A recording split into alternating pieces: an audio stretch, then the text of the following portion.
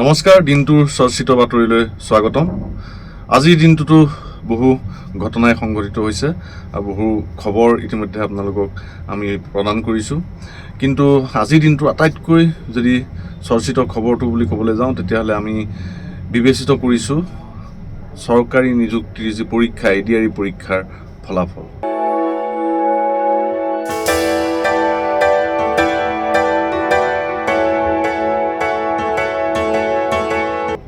নিশ্চিতভাৱে এটা কথা ক'ব লাগিব, এই চৰকাৰৰ আটাইতকৈ যদি সফলতা বুলি ক'বলৈ গ'লে ১ নম্বৰতে আহিব চৰকাৰী চাকৰি নিযুক্তি আৰু এই নিযুক্তিৰ সন্দৰ্ভত আয়োজন কৰা পৰীক্ষা। আৰু এই পৰীক্ষাৰ ফলাফলসমূহে আচলতে প্ৰমাণ কৰে যে কি ধৰণে স্বচ্ছ আৰু নিকাভাৱে এই পৰীক্ষাসমূহ বা এই চৰকাৰী নিযুক্তি প্ৰক্ৰিয়া হৈছে। সেই ফলাফলৰ পিছতে দেখিবলৈ পোৱা যায় তাৰ এক আভাস।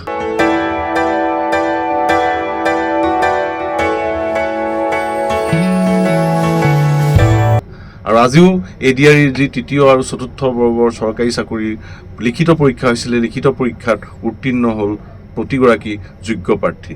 আমালৈ অহা বিভিন্ন বাতৰি বিভিন্ন ঠাইৰ পৰা, সেয়া লাগিলে কোনোবা সাধাৰণ পৰিয়ালৰে হওক, কোনোবা দৰিদ্ৰ পৰিয়ালৰে হওক বা কোনোবা বিশেষভাৱে সক্ষমে হওক, বিভিন্ন যোগ্য প্ৰাৰ্থীয়ে আজি পৰীক্ষাত উত্তীৰ্ণ হোৱা দেখিবলৈ পোৱা গৈছে। আৰু আশা কৰিম তাৰ মাজৰে বহুখিনিয়ে এই চৰকাৰী চাকৰিত নিযুক্তি পাব। ইয়াৰ পূৰ্বতেও আপুনি শেহতীয়াভাৱে হোৱা APSC পৰীক্ষাই হওক বা বিভিন্ন ধৰণৰ পৰীক্ষাসমূহত দেখিবলৈ পোৱা গৈছে যে বহু যোগ্য প্ৰাৰ্থী, বহু সাধাৰণ পৰিয়ালৰ পৰীক্ষাৰ্থীয়ে পৰীক্ষাত উত্তীৰ্ণ হয় আৰু চৰকাৰী চাকৰি লাভ কৰিবলৈ সক্ষম হৈছে। ভাল লাগিছে। ভাল শিক্ষাগুৰুসকলক মই নমস্কাৰ জনালোঁ, সেৱা জনালোঁ আৰু মই চৰকাৰক মই ধন্যবাদ। এনেকুৱা অৱস্থাত মোক চৰকাৰে সহায় কৰিলে যেন এটা সুবিধা পাইছোঁ। মই প্ৰথমতে ভবা নাছিলোঁ এনেকুৱা যে হ'ব। তাৰপিছত কালি 1টা বজাত ৰিজাল্ট দিছে, তেতিয়া গম পাইছোঁ ভাল হৈছে। লিখা লোৱাটো সহায় কৰিছে মোক, কিন্তু নামটো আচুৰ্য বৰপাত্ৰ, সিও সহায় কৰিছে। সি 8ত পঢ়া আছিলে, সি যথেষ্ট সহায় কৰিছে। কিন্তু ভাল লাগিছে।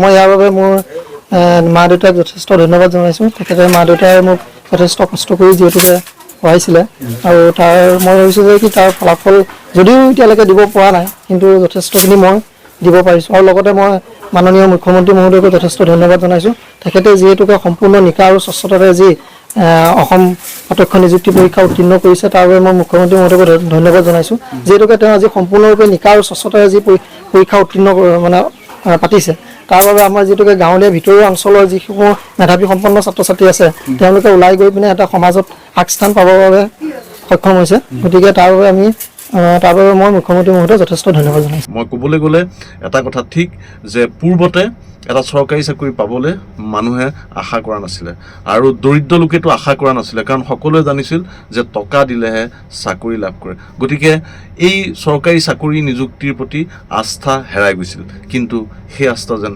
আকৌ ঘূৰি আহিছে, সেয়া দেখিবলৈ পোৱা গৈছে শেহতীয়া বিভিন্ন পৰীক্ষাসমূহত। আৰু পৰীক্ষাৰ্থীসকলৰ বা অভিভাৱকসকলৰ যি উল্লাস বা যি তেওঁলোকৰ আচলতে উৎসাহ, সেয়া দেখিবলৈ পোৱা গৈছে চৰকাৰী চাকৰি নিযুক্তিৰ ক্ষেত্ৰত। কাৰণ এতিয়া চৰকাৰী চাকৰি পাবলৈ আপুনি ধন দিব নালাগে, উৎকোচ দিব নালাগে, আপুনি আপোনাৰ মেধা শক্তিৰে এই চৰকাৰী চাকৰি লাভ কৰিব পাৰে। গতিকে সেইকাৰণে আজিৰ দিনটোত ADRE পৰীক্ষাৰ এই ফলাফলৰ যি বাতৰি, সেই বাতৰি আমি দিনটোৰ চৰ্চিত বাতৰি হিচাপে আপোনালোকলৈ আগবঢ়ালোঁ। আপোনালোকে নিশ্চয় এই ক্ষেত্ৰত নিজৰ মতামত প্ৰকাশ কৰিব। ধন্যবাদ।